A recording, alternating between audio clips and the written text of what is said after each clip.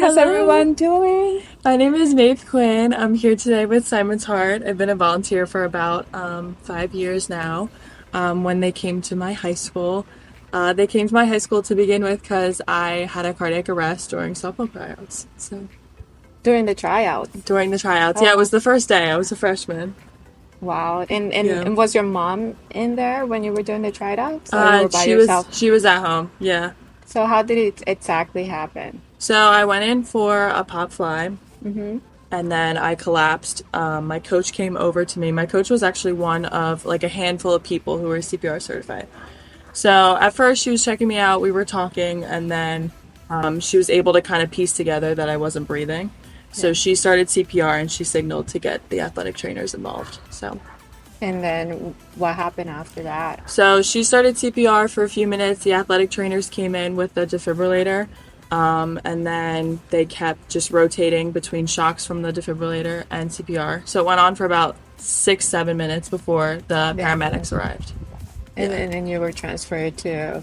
Yeah, so they drove me to an adult hospital in the area near my Mhm. high school, and then from there I was airlifted to Children's Hospital. Wow. And do you remember any of this? No, I just woke up just the next day. And when you woke up, you were like, I catched it or I didn't catch it, I kind of thing. actually I did ask that. I wrote it down. They were explaining the situation, and I was like, "Well, did I catch the ball?" And the nurses they looked a little bit confused because I Yeah. think they didn't expect me to say that. I to say I was thinking the same thing as you. Yeah, I'm like, did you ever catch the ball or not? But I'm glad that there were people there certified, CPR certified, yeah, and that's an important thing to figure out. If like high school should have people that are CPR certified, or because it's not necessarily mandatory. I don't yeah, even think right now. I mean, I think my high school does it now because of everything that happened, hmm but it's not mandatory for yeah. teachers or coaches too. And that's one of the things that Simon's Heart is kind of like looking into, like to make sure there's AEDs in the high schools and in all type of school, right? Yeah, I was lucky because my athletic trainer, she drove like a cart and it was on the cart. So she could easily drive it over and they got it on me within probably a minute or two, which is huge. Yes, it was very important. That how did your mom reacted to all of this? Was she like right there when you woke up? Yes, she was. Her and my dad, they just rotated for like a couple days. They basically just got a phone call that was like, your child's not breathing. Like, you need to go to Phoenixville Hospital. That was the hospital that we went to. Yeah, And so she always says, like, it's the phone call that like nobody wants. So right. that's why she So also scary. And then, volunteers and does what she does because she doesn't want anybody to get that phone call. so how long have you been with Simon's Heart again?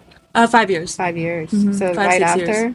Yeah, so this happened in March of 2018, Mhm. and then Simon's Heart came in the fall of 2018. Okay, so Yeah. amazing. I'm glad that you're here. Thank I'm you. glad they had this the the knowledge for CPR, and then they have the AEDs as well. Yeah. So it's very very important that we advocate for our kids and for them to have AEDs in the schools and knowledge of CPR. And if somebody passes out, like immediately call 911 and see if they're breathing, if they have a pulse. If they don't have a pulse, then you should immediately start CPR. Yeah, Yeah. for sure. Well, thank you so much for sharing your story Thank you for and having for me. volunteering and for being a friend. Yeah, thank you. Thank you for having me on this talk Yes. show. Yeah, I love it. I love it too. Well, thank you so much for listening to the story. I just wanted to make sure we share your story. And for anybody out there that might have had that happen to them, there's other people, and then you could come and support Simon's Heart. Make sure you donate to Simon's Heart so that Simon's Heart can continue doing what they do. We're out here at the high school doing heart screening. What is the name of the high school again? Gwen and Mercy. Gwen and Mercy right now, Yeah. but we go to different places.